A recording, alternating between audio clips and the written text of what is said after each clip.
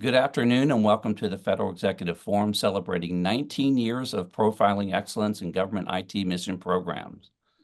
I'm Luke McCormack. During today's show, we will discuss progress and best practices with customer experience programs and strategies in the federal government. With me on today's show are Dana Chisnell, Executive Director, Customer Experience, Department of Homeland Security; Barbara Morton, Deputy Chief Veterans Experience Officer, Department of Veterans Affairs; Courtney Kai Decker, Deputy Chief Taxpayer Experience Officer, IRS; Brian Chittister, Head of Industry Strategy, Public Sector at Adobe; Paul Kinney, Chief Technical Executive, Federal, HCL Software; and Stefan Sopko, Associate Director, CX, AI, and Digital Transformation at Verizon. Well, if my records are right, it's been about almost coming up on 3 years of the executive order for customer experience, and I think all of us are going at Mach 1 now, 100 feet off the deck. We have a great lineup of panel members here representing hundreds of thousands of employees, millions of citizens. Dana, we're going to start with you. You have an incredibly wide swath of responsibility there at Department of Homeland Security with various parts of the citizenship and internal. Give us a top line state of the state. What's happening in the CX arena at Department of Homeland Security? Well, we've had an amazing year, Luke. I'm very excited to say that we made CX literacy a priority for 2024 and channeled as many of our resources to training and awareness campaigns as we could spare. So as of the end of September of 2024, the Department of Homeland Security CX team has had more than 24,000 training or outreach touch points. We've covered a lot of ground in our massive agency. Also, I'm delighted to say that we've received commitments from 6 of the 8 operating components to stand up CX functions in their organizations. This is a huge accomplishment, and taken together, these 2 actions demonstrate a really clear long-term commitment at the Department of Homeland Security toward centering humans in all of our decision-making and all of our service delivery. We really do appreciate the extended efforts there and acknowledge the daunting task of trying to pull that entire community together and get focused on this very important topic. Barbara, how about at Veterans Affairs? We all have a soft spot for the veterans. I know you're doing some tremendous things over there, including the VA Trust Report. I took a glance at a couple of days ago. Very impressive tick-ups there, and a lot of other great activities. So give us a top line as to how things are going with the VA. Well, absolutely. Well, first of all, great to be with you all on this wonderful panel. And I love what Dana just said about CX literacy. I think that is such an incredible way to frame this mission and this collaborative effort across agencies and also with industry partners at large. So for VA, thanks for mentioning the trust report. I'm incredibly honored to be part of this incredible VA team. And we sort of defer to veterans and kind of how they're feeling about us. And the trust report shows that more veterans trust VA than ever before. We reached a record high of VA-wide trust of over 80% this year. So I think, right, I know, like 2 thumbs up, pom-poms, all of that. It's really a testament, I think, to this sort of cultural movement, this transformation that's happened over many, many years. I always say thousands of efforts by thousands of people over thousands of days. And really kudos to our employees in the department who have really, really embraced the concept of customer experience. We VA have had, a little bit of a head start on this movement, almost 10 years in now. January 2015 is when the Veterans Experience Office was stood up. And I think for trust, it's our North Star and it's a reason to celebrate. Veterans are reflecting back to us how they're feeling about us. And that's one of our key measures of performance. So we're thrilled to have that accomplishment this year. Super impressive, and looking forward to maybe some of specific examples of things going on over there at the VA. Courtney, how about at the IRS? I know you all are on a journey over there, both internally with your employee experience and certainly externally as we start to ramp up for the next tax season. Give us a top line, state of the state at the IRS. It is an exciting time to be at the IRS, and listening to my colleagues across the federal government. It sounds like it is an exciting time to be in the federal government as well, because CX is such an important conversation across our agency and others.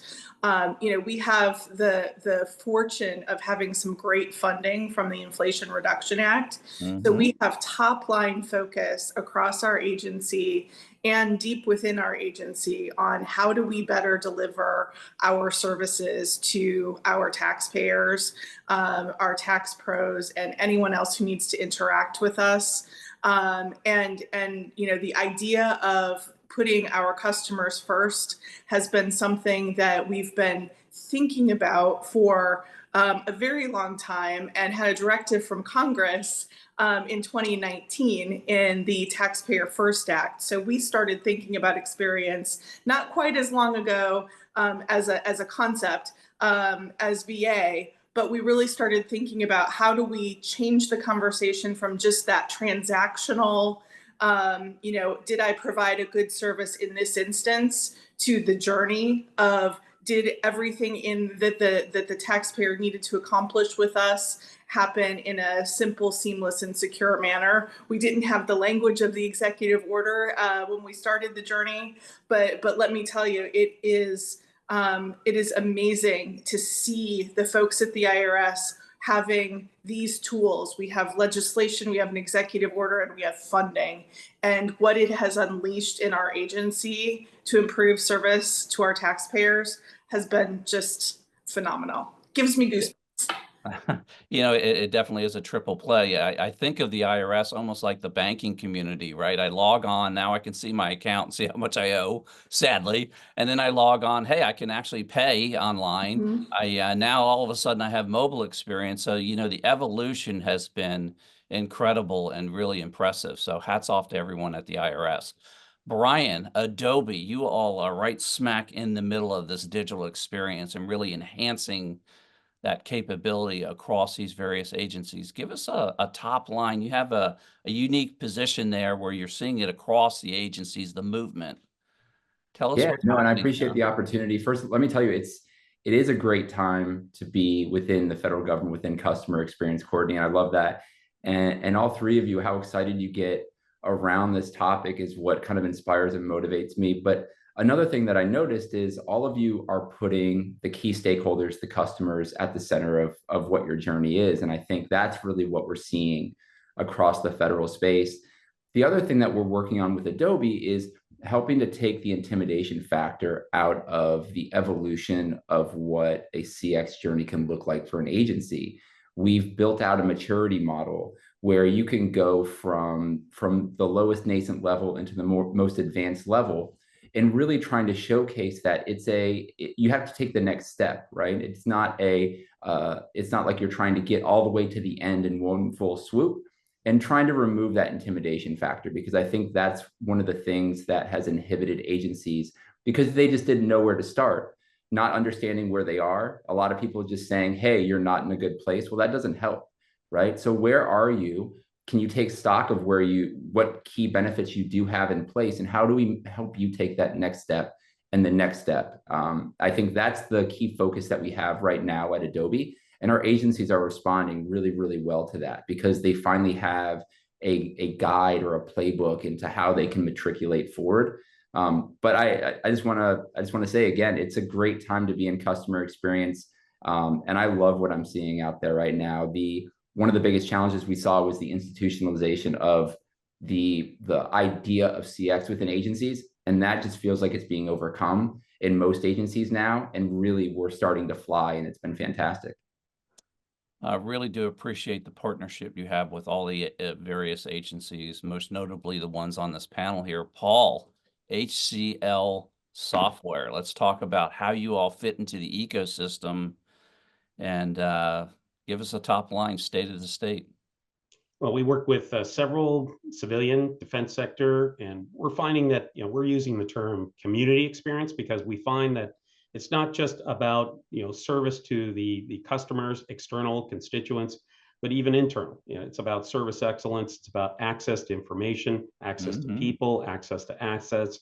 And I agree with Brian. I think that there is a maturity model. I think nowadays it's actually moving past kind of this asset creation, content management, and moving into more about accessibility of information, being able to connect people with each other with the right systems at the right time, so that when there's a need for either an external, response or an internal response, that is ready and the systems are there. And ultimately, we're finding that we need to help be able to reduce that burden. Where we are really finding the need to evolve is past this asset management type of content creation, being able to manage systems that are in more of the kind of the yesteryear type of systems, where it's more of a burden on content creators, administrators, to be able to manage these systems and build them up from the ground. And I think, as Brian's saying, maturity model, we think, is headed towards having more natural content capture, being able to capture it along the way, being able to have communities collaborate and be able to share information and accelerate the overall community's ability to access information, make use of it, and respond. Fantastic. And Dana always has referenced numerous times that administrative burden in trying to get that down over time, which is absolutely clutch in the journey here for excellence. Stefan, how about at Verizon? We think about a Verizon, we think backhaul, long haul, wireless, but you're definitely very much in the CX game. Tell us about it. Absolutely. Thank you, Luke. So yes, we absolutely have a very deep team that, comes from all walks of life, consulting, practice, Genesis, 200 plus years of experience. We have a very solid team that goes out there and helps. And it's very exciting to hear everyone talking about CX, because it's been at the top of my mind and heart for 38 years. The thing that we're seeing is an acceleration, right? Within the CX. More government agencies are getting it. Congress is getting it, right? And I think it's our job, and I heard Brian talk about maturity model. That's absolutely where we start. We always report card, understand where you're at with the maturity model, and then help government agencies understand it's an iterative, continuous process. This isn't Big Bang. Big Bang, we know, like we saw CRM many, many, many years ago. I spent $60 million and all I got was a shirt, right? It has to be a continuous, iterative approach. And if you do it that way, understand, build your KPIs, your goals, and measure back up to that, you will absolutely be successful. We've helped a number of agencies, some on this panel, right, get to those success things and great things that ripple back up into Congress. So very exciting times. Fantastic. Yes, MVPs and good instrumentation, definitely the way to go. And the technology really lends itself to allowing that to happen and adopt those sort of basic principles. All right, we're going to talk about specific programs. I'm super excited about this question. Barbara, I'm going to start with you at the VA. Would you like to highlight a program that you want to illuminate in regards to some success that you've had with the CX journey? Yeah, absolutely. So when we started on this journey in 2015, one of our areas of opportunity was really focused on healthcare. So VA serves millions of veterans each year, hundreds and if not thousands of medical services. And we knew that was an area that we wanted to address, and we wanted to prove the concept of how might we operationalize customer experience as a core business discipline at VA. And so we started in the healthcare space, using human-centered design, of course, as our foundation, talking to our customers, understanding what matters most to them in their healthcare experience, what were their pain points, what were the bright spots. And we worked across the agency together with our siblings in the Veterans Health Administration to develop and design VA's first ever patient experience program. And so what that involved is really understanding insights from veterans, standing up, sort of voice of customer experience surveys, and really creating tangible tools, trainings, leadership practices, other artifacts, toolkits to help empower employees know how to deliver great experiences. And so that's, again, been a multi-year effort, But what has resulted in it is trust in VA healthcare outpatient particularly has also reached an all-time high of 90% plus this year. So really just, again, a testament to the fact that when an organization orients around the person, listens to the moments that matter, develops and designs and deploys at scale tools that empower employees to deliver those great experiences, you absolutely can move the needle on trust.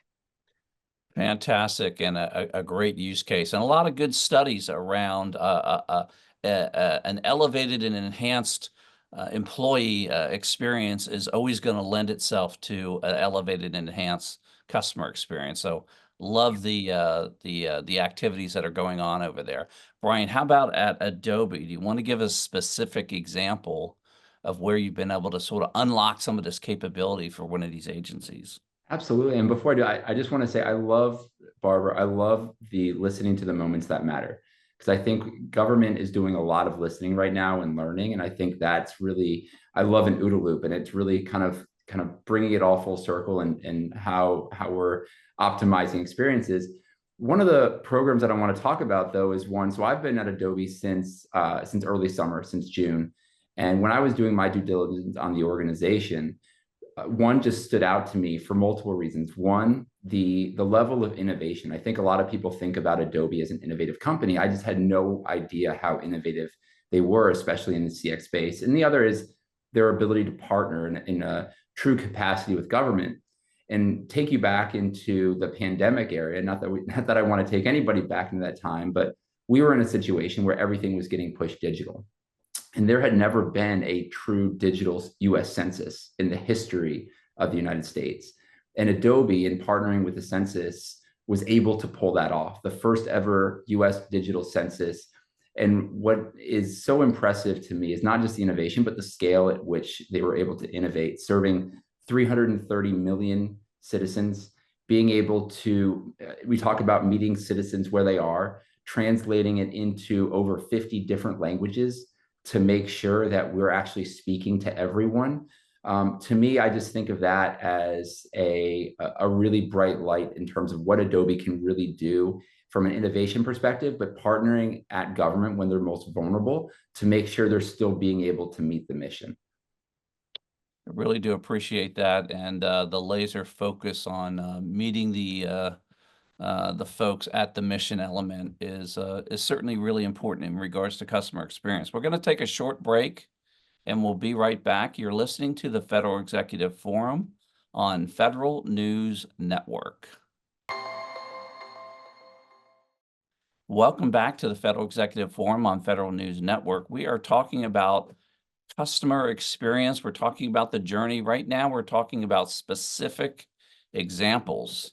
Dana, I'm sure you've got a dump truck load. Give us your top example that you'd like to shine a light on in regards to a program that you all are working on. There's so many amazing things going on at the Department of Homeland Security, from global entry at CBP to touchless pre-check for TSA, to moving all kinds of services online at USCIS, and so much more. We are seeing obvious huge uptake on our streamlined improvements on the disaster assistance applications. Right now, time will tell how well that's working for us. But what I want to talk about this morning is at the DHS HQ level, I am excited to talk about burden reduction. Now, you mentioned this earlier, Luke, that this is a thing for me. It definitely is. When OMB looked at the number of burden hours that the Department of Homeland Security across all of our services put on the public, in about 2021 or 22, they found that it was about 190 million hours. That's a lot. And so CIO Heisen took on an initiative that we call the Burden Reduction Initiative. And that in the first year, in 23, when we implemented this initiative, the department managed to eliminate over 21 million burden hours. And what we mean through this is that people are filling out forms or we are otherwise asking them to give us data, and that is a lot of work for the public. It's a time tax that we want to make sure that we are lowering as much as possible in as many ways as we can possibly do that. For example, if we have your data already, we don't need to ask you for that again. So it was so successful in 23, eliminating more than 21 million hours, that we decided to do it again and turn it into an annual program. And in 2024, we have managed to eliminate another 10.5 million burden hours in services across the department. This was a monumental task on the part of loads of people. I'm going to say hundreds of people at least, to get to this. The first year, there was a lot of low-hanging fruit. It gets more challenging as you go on. But this is a major accomplishment that we're going to see fruit from for a very long time. Fantastic, and I really appreciate the lowering of the administrative burden. You highlighted some very important and just stellar programs, including things like global entry. And for those that haven't done that, boy, do yourself a favor. It's one of the best programs in the federal government. Stephen, how about at Verizon? Would you like to highlight a specific example of where you've been able to help one of these agencies, or maybe striped across multiple agencies? Sure. Well, we could definitely go across multiple. We'll focus in. We actually have some of them for the IRS here today. So All we'll talk, right. we'll talk about Live Assistant. So one of the sub programs that we put in Live Assistance was a virtual callback.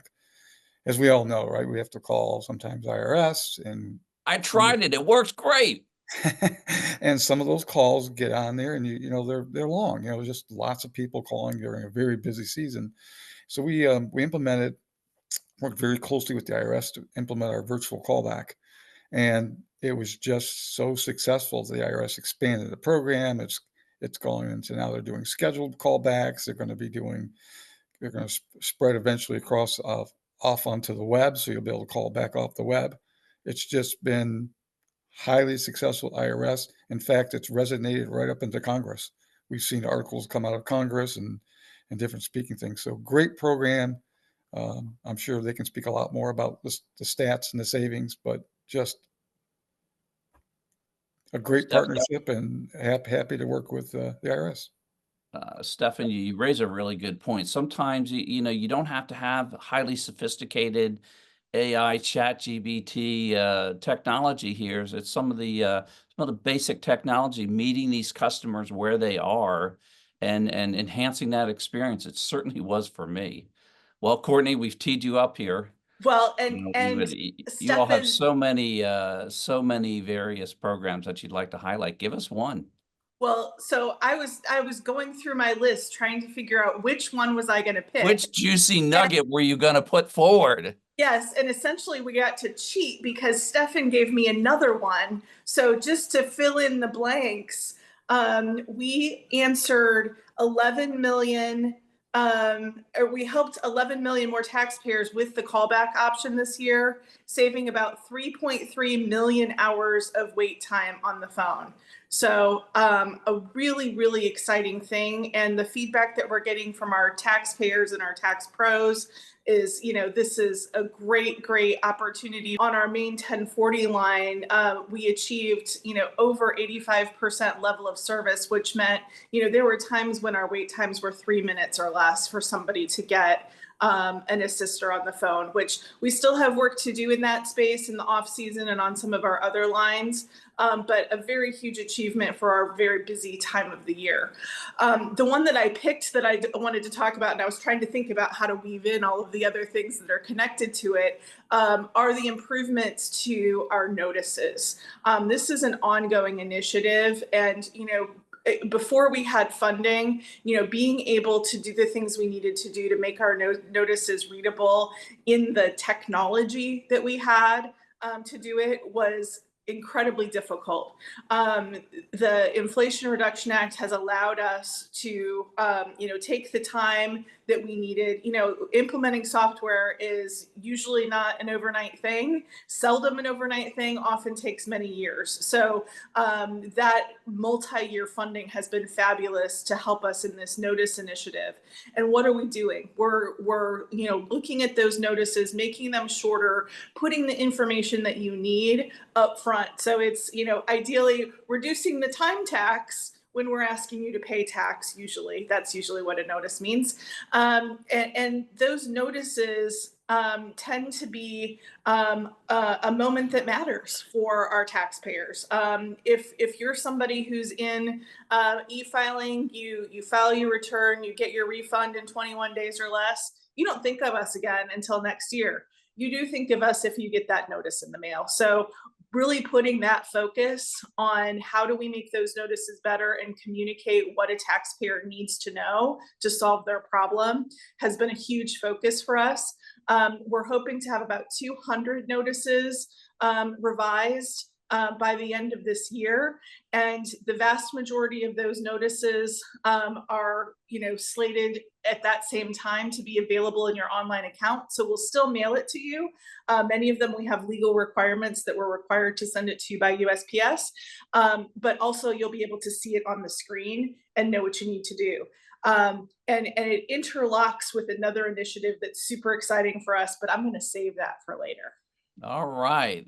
Very excited about that. And again, sort of kind of lower level technology, but really enhancing that customer experience, which I just think is awesome. It's not all about the technology. And I'm saying that as a former CIO. All right, Paul, HCL software. Give us an example that you'd like to highlight. Well, we were working with and have been working for approximately 15 years with a defense agency that serves approximately 100,000 content creators, moderators, and consumers. It began as really, as I'd mentioned previously, more of just a static asset management, file management, and working with both the consumers and those creators, we found that it needed to be more adapted to a knowledge exchange. That is, you're not just going to get trained once and expect to have all that knowledge in your head and be able to work productively. Now we've found that we've needed to break down the information and also make it accessible to those in the field. So it's about actually, yes, mobile is a component of that. Instant messaging, things such as, similar to Slack channels, being able to have information actually be live and be able to evolve. And so that has been our focus, is to be able to work with the constituents, both those that provide the information, those that consume it, those that are assessing it, those are administrating, being able to have all of those parties come together and we at the table. So we're not just looking at this as a static one and done event. I think others have mentioned this is an evolution. And really in the last couple of years, we've seen an explosion of information. So there's really just a huge amount of information. Now, how to make that information accessible so that it's not just a bunch of needles in several haystacks, being able to make it targeted, accessible, so that some of those things that are about automation, making it less human dependent and be able to have that accessible has been where we've been making some good strides to be able to make that accessible to those folks and be able to make them be able to take action upon it. It's a good catch on the instant messaging. I'd love to be able to instant message an IRS agent. I don't know what I'd say, but the thought of it sounds pretty awesome.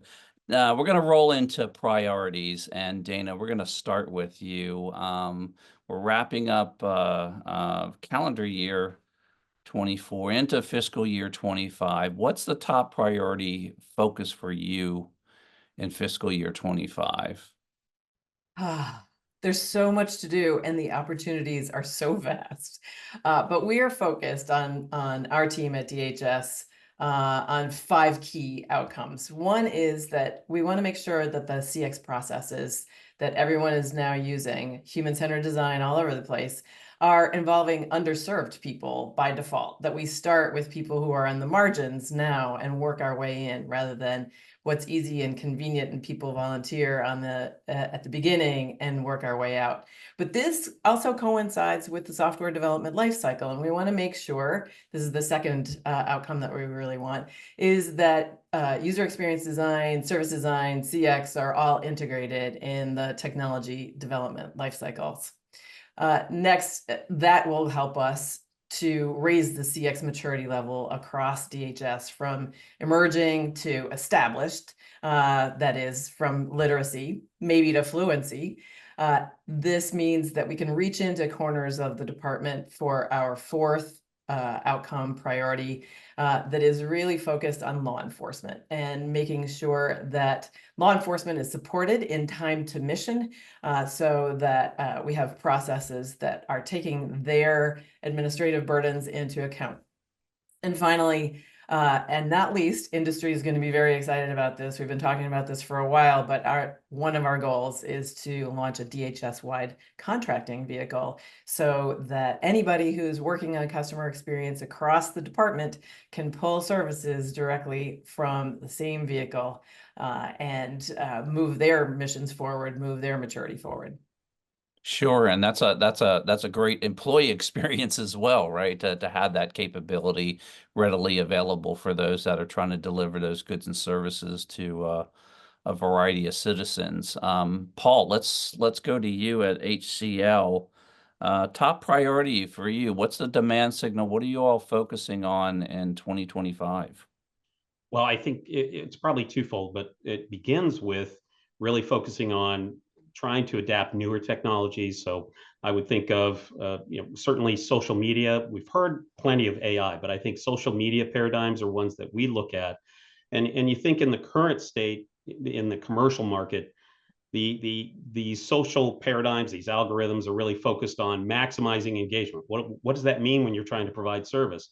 Well, I think as some of the other folks have mentioned, the more time you're spending, probably the more frustrated you're getting with the systems that you're trying to access. So we are looking at trying to reverse these algorithms to minimize the engagement. That is, you want to be able to get in, get out, be able to have what you need, get to that answer to the question you have, and then be able to move on and be able to get some additional productivity. So that's both customer service, but that's also internal. Those folks who are trying to provide the services to the constituents are often just as frustrated in certain cases as those external. So it's about trying to bring these new technologies, but try to bring the best of them and leave the worst of them behind, so that we can have things such as voting, being able to have content that is proven to be beneficial to the most number of people, and then getting that to the top of the list. So now we are able to improve that service, reduce that service time, and be able to get to the most people within that limited time.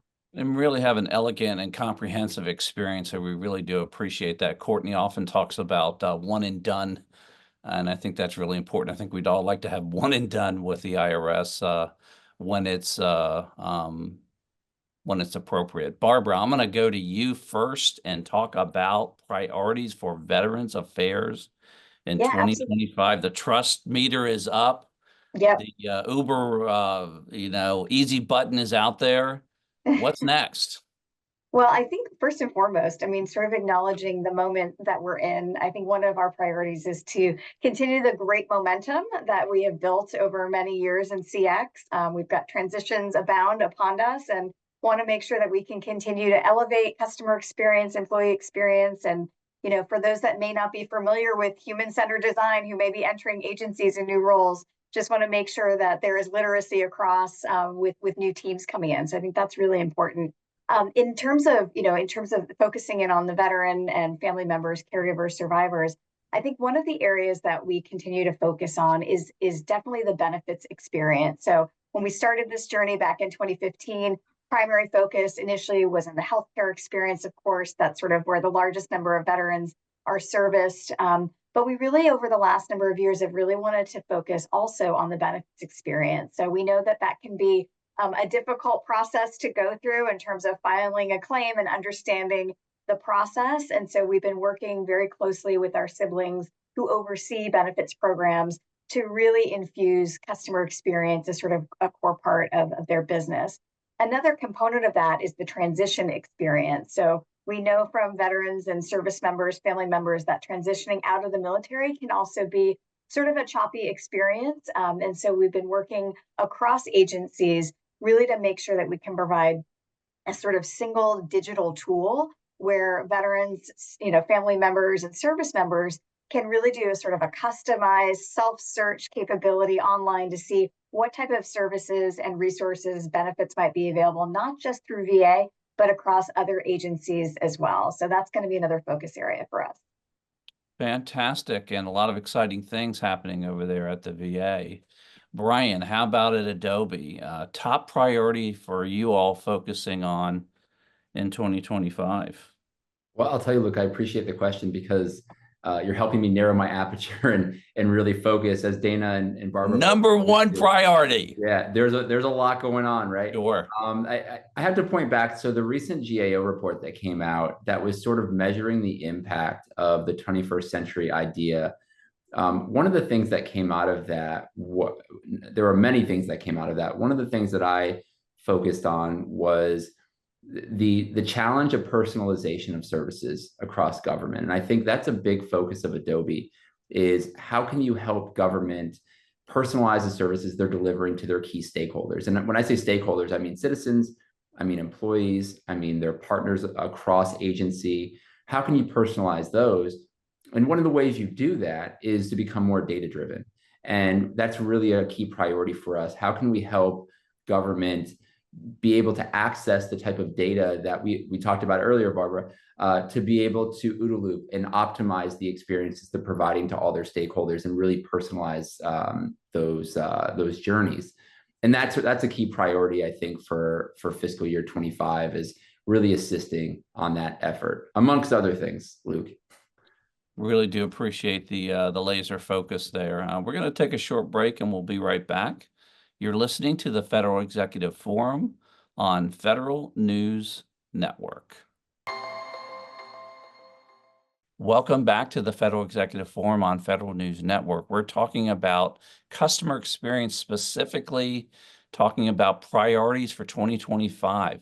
Courtney, top priorities for you in 2025 on the customer experience journey. So we're driven by our strategic operating plan. That was the document that we put together in partnership with Treasury as a directive under the Inflation Reduction Act to say, IRS, what is it that you're going to be doing with this money that you received? And our key focuses in the experience areas are finding ways to quickly deliver more services to taxpayers in the way that they want them. We all know that our world is moving to be more digital every day. So how do we provide the choice and access that folks need so that they can access their information? To Brian's point of personalization, the online accounts, we're adding more features to that. Every week I see something new coming out, and they're often just very little, tweaks, but we're moving to that agile development where, the private sector has been for a long time, where we add features more rapidly rather than, holding them all for bigger releases. So if you don't have an online account, get an online account, because as Luke mentioned, there's lots of good stuff that you can see there. Every time you log on. Every time you log on. And I'm one of those people who I log on to my account for fun. And, just to see what's new. And I'm a former practitioner, so I can also see the practitioner side. I don't have any clients anymore, so I can't see anything with them, but just seeing those accounts, we now have some business online accounts. They're not available very broadly yet. They're just a small business, sole proprietor sorts at this point, as we work through various security and authentication to make sure the right people are accessing those accounts. By the way, simple, seamless, and secure, those words in the executive order are words we live by. Simple and seamless at the end of the day doesn't mean anything if the interaction can't be secure, particularly when you're dealing with the kind of data that we have at the IRS. And I think that's the case with the other agencies here as well. So really focusing on that meeting the taxpayers where they are. How do we roll out those services? And then on the flip side is modernizing our technology. Those baseline technologies need to be able to nimbly communicate and share the data as necessary with the frontline, pretty bells and whistles that we're providing to our customers. So making sure those transactions happen easily, that's the longer term process, but we're focusing on those two things in tandem, because there will become a point where the customer facing tools can't keep getting better if the baseline foundation doesn't keep up with the pace. So those foundations are enablers for everything that we need to do on the customer facing side. Great employee experience leads to a great customer experience, and every IRS employee deserves that. That's for sure. Stephen, at Verizon, let's talk about #1 priority for you this year. Sure. Well, obviously continuing our digital strategy right across the agencies. But as we're doing that, we're always doing some seed planning, right? So one of the things I've been pushing for a long time is customer journey orchestration. Think of that as you start adding all these digital channels as a way from a very top level, right, to watch what's going on across all your different channels. So you can implement something and not know how well it does or how the impacts are with a customer journey orchestration tool set, right? That we're starting to push out. What that allows you to do is make a change, step back, measure, right, and adjust constantly, right? So again, it's back to that data thing, just having the solutions that allow you to do that. So we're going to be seed planning for that across the agencies as they continue to move into a digital strategy, because that's going to be very important. Enhanced instrumentation, very important as you make these changes, even micro changes, right? So Yep. hats off to Verizon for really focusing on that and paying attention to the absolute behavior of those customers and enhancing those needs. All right, we are going to talk about lessons learned. We have 3 powerhouse agencies here, double the size of an aircraft carrier, millions of citizens, hundreds of thousands of employees. Let's talk about lessons learned for those that are just starting their journey. Courtney, I'm going to start with you. Just top lesson learned that you'd like to just, impart on these folks that are working their way through, that you want to make sure they understand as they're on that journey. Again, I have 2, even though you just give me one. Number 1 is communicate. You cannot communicate about CX enough, and what it is, how it is different from customer service. They are tightly intertwined, but it's very easy to say, I gave great service on that phone call, that and get fabulous ratings. But if at the end of the day, the taxpayer's problem isn't solved and they get another notice from us or whatever, that was not a good experience. So thinking about what happens before and after a specific transaction and getting that mindset of the journey is super important as you're developing CX in your agency or anywhere. The other thing that's critically important, and I think others have said it as well, is that every pain point that is on the customer side is also an employee pain point. And making sure that we couple those conversations. Our employees are a fabulous proxy for our customers when we can't get to our customers quickly enough to understand what's going on. We have tools within the IRS to get feedback from our CSRs every day, where they tell us what's happening, what are taxpayers saying, and that's a really amazing early warning system for us. So leveraging what we already know from our customers can be, from our employees, can be an accelerator for your moving experience forward more quickly. Love that built-in Doppler radar. Thank you very much. Dana, top lesson learned that you'd like to impart your wisdom across this community. There's so many lessons that we've learned over the last couple of years. One big one really is that all of these services get delivered through technology. Technology is a tool for making these services usable, accessible, great in some cases. And so software development and other kinds of technology contracts absolutely need to include user experience designers and service designers. If service design is a new concept to you, call me up, we can talk.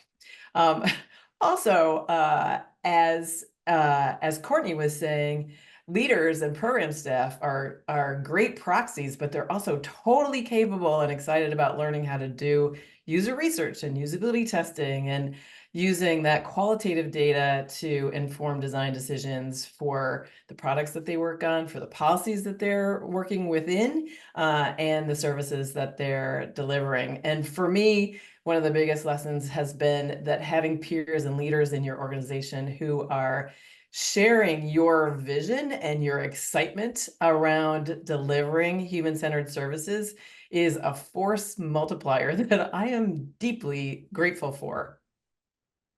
Need every all hands on deck, so to speak, there. So we really do appreciate that. Barbara, top priority for Veterans Affairs, or excuse me, top lesson learned for Veterans Affairs. Well, definitely, as Dana was saying, so many lessons learned. I think there are two that I will pull out. One, to sort of piggyback on what Dana was saying. One is find your coalition of the willing, right? Find those force multipliers and people within your organization and also across agencies. One of the things that I wish I knew back in 2016 when I joined the Veterans Experience Office is the community around me in different agencies that I didn't know existed. We were all trying to do the same thing, right? So I think now we have those connections. We have the executive order that's been our common driver. Find each other and really band together and learn from each other, because if we all agree that customer experience matters, we will be able to continue to drive that change. The second part, which is a little bit more tactical, is always going to make sure that we have an ability to translate what we hear into tangible actions we take. That's always the hardest part, but really being able to have that traceability and to communicate that back out, not only to your customers, but also to employees as well, I think is incredibly critical. Very good insight in imparting that wisdom across the community. Super important for those that are early on their journey. All right, we're going to wrap it up. We always end with this last question, which is fast forward a couple of years. Stefan, we're going to start with you at Verizon. What does that look like? What are you all pulling out of the Petri dish? What's the demand signal out there for Verizon over the next 2 to 3 years? Sure. And I think I started touching on it, right? So as we see this digital expansion, right, and a number of channels that are going to be there, right? We have one of our presentations we put up, and it just shows like all these things you're connecting to. It's going to come down to data, and it's really going to come down to customer journey orchestration. You're going to have tool sets, right? And that's why we're starting to see Plant now to watch and monitor stuff. And I think you brought up a point, right? Whether it's a macro change, a micro change, those are going to be very impactful, right? And having tool sets and solutions that can give you this feedback and show you a canvas of like what's going on. Hey, we just launched something this morning, and our journey is tanking, right? We need to pull that back out and understand really what's going on. So that's going to be a lot of our focus is really driving customer journey optimization. Like I said, we've had some early adopters, and now I think really spreading that out and understanding how you're going to be able to manage this. You're going to have to manage it through data, right? Visualization. Really do appreciate the laser focus there. Paul, HCL Software, 2 to 3 years from now, what are you all going to be focusing your attention on? Well, we have been looking at the concept of dimensions of responsiveness. So when we look at that, there's the old analogy of signal noise ratio. We found that when we started talking with customers, really there's another dimension, there's another element. It's signal, noise, and silence. Oftentimes, those who are struggling just march off into the wilderness and just abandon. And so throw their hands up. That's right. And it becomes a blind spot. You cannot solve what you are not even aware of. And so what we are looking at is instrumentation, I think, as other folks have mentioned, to actually be in real time, knowing what they are attempting, what your customers are attempting to use, and whether or not they're successful. And being able to have real-time access to that information, that feeds into those data sets so that we're not just looking at lagging indicators, we're looking at real-time, right in the moment indicators, and then being able to respond to that right then and there, detect where they're struggling, and then be able to respond, give them help, whether they be automated or through connection to a real person. That's what we see as being the real next step, dimension, the next phase of customer response. Great catch there. Really do appreciate that, Paul. Brian, how about at Adobe? I know you all have some geniuses there in the lab working on these various different anticipated desires and needs. Yeah, they keep me out of that lab, Luke. No, I think the Me reality. too, by the way. Yeah. The reality is, I mean, 2 to 3 years down the road, I mean, we're not even, a lot of us don't know what's to expect. And a lot of that is attributed to great folks that are on this panel right now, both industry and government. It's moving so fast. I think being able to prognosticate is challenging, but I think we were pushed in a very draconian way into full digital. And we're now seeing the need for complete, true omni-channel interactions. But one of the challenges of having holistic omni-channel and the government having to serve everyone, right? One of those challenges is how do you derive data from things that aren't digital? And I think one of the things that Adobe's working on is making sure that we're optimizing all touch points for all people. So whether you're someone like Barbara at the VA who's serving a veteran in person, no matter what type of data they're giving, all of that can be optimized and leveraged across the experience journey for not just that individual warfighter, but the rest of the warfighters that can learn from that journey. So I think really optimizing true omni-channel experiences is what we're going to be looking at over the next 2 to 3 years. Fantastic. And we really do appreciate it and look forward to that. Courtney, fast forward 2 to 3 years, Jane and Joe taxpayer or Jane and Joe IRS employee. And what's going to change for them over the next 2 to 3 years? What can they look forward to and expect to see? And again, it's very difficult for me to pick what thing is coming online in the next few years that is going to be, a game changer. Fundamentally, where we are focused is, the concept in the IDEA Act of digital first, but not digital only. So keying on what Brian said, we serve everyone. So we need to make sure that every channel is available, but let's optimize for those things that are digital that people are wanting from us so that we have capacity to serve those who want a more analog in-person experience. So along those lines, one of the things that I'm most excited about, and I'm probably most excited about it as my, in my life, having been a former practitioner, is what we're calling Taxpayer 360. And it's a little bit of a misnomer because it is employee facing. It is the tool that will offer a single pane of glass to our customer service representatives so that they can see what they need to know about that taxpayer, that tax pro who is calling them in real time. Right now, they have to look at 10 different systems, and some of them are, the old DOS format where you have to memorize all of these codes to understand what you're reading. And, folks who are coming in to be CSRs these days, some of them have never seen a DOS screen. So they're like, what in the heck is this thing that we're having to learn how to do? They can't see the actual notice that a taxpayer has received at this point. They can see a template, but there are lots of different paragraphs to choose. So they don't know what paragraph it is that the taxpayer's letter represents unless they can go through and figure out those codes. So if you've ever called the IRS, you know that typically a representative will say, can I put you on a 5 to 7 minute hold while I check on that? And I get laughs from the practitioner community when I share that because they've all experienced it. So our goal is that single pane of glass and the CSR being able to have the right information so that they can solve that taxpayer's problem and be one and done on the call the ideal situation is you're one and done after the return, but hopefully this after the notice, you get everything resolved and they don't need to call back again, or they don't need to have additional challenges in getting their work done. So we're in very early pilot stages of that, and the results are super exciting. And it is going to be, in my view, a game changer for not only our employees, but for our taxpayers and all of our folks who call us.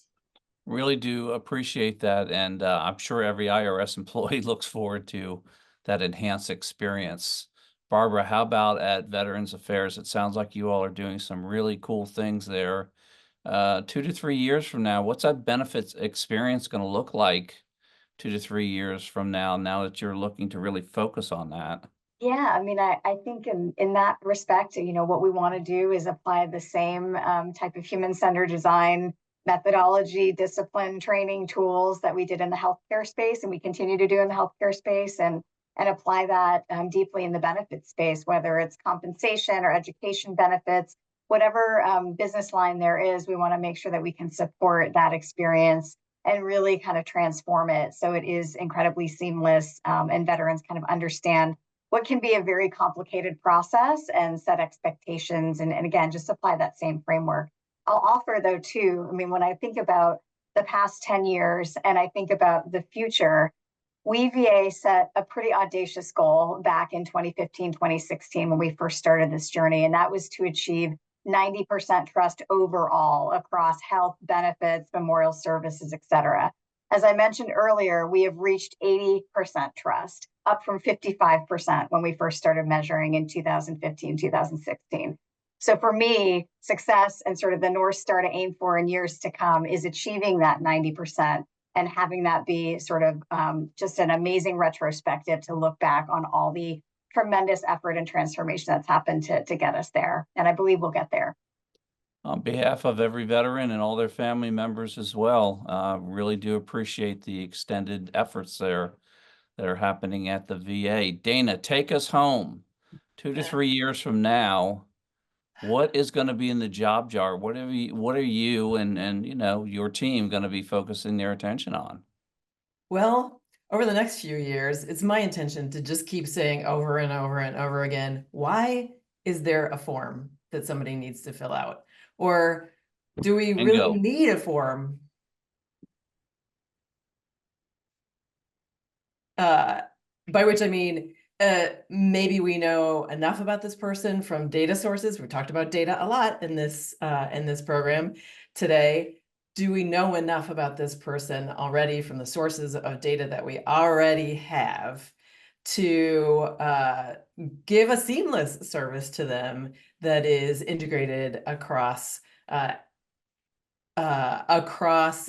experiences that they're having, across the touch points that we interact with them on, and maybe even make some proactive offers. I'd like to get us to a place where, when we're in a scenario like we have in the South right now because of Hurricanes Helene and Milton, thousands of people are displaced. They need recovery services, yes, but they also have lives in progress. So what if they were awaiting immigration benefits or status? Or what if they were in the throes of getting trusted traveler benefits? Where do those go now? And how do we get those benefits to them? How do we ensure that those people who are eligible get to vote in the election? CISA and election integrity and security are part of the DHS mission as well. So we're going to see many more intersections as time and events progress, and we have a better understanding of the data landscape that we have available. I also just think that we're going to see many more opportunities for predictive analytics as we learn more about cross-component journeys. For example, if you start in one part of DHS and you have a language or an accessibility need, how is that need met? And then carried through to the rest of your journey downstream. Fantastic, and we really look forward to that. Love the idea of reducing the forms or reducing the call or no call at all, right? Totally self-service online type of capability, and Really appreciate the thoughtfulness on all the victims down there in the hurricanes. All right, we're going to have to wrap it up, and it's been a fantastic show. I'd like to thank today's guest for taking the time from their busy schedules to join us for the program. I'd like to thank our sponsors for supporting us on the show. I'd like to thank the good people here at Federal News Network that make our program so successful and enjoyable. And most of all, I'd like to thank you, the listening audience, that tune in every month. You're listening to the Federal Executive Forum, part of the Federal News Network.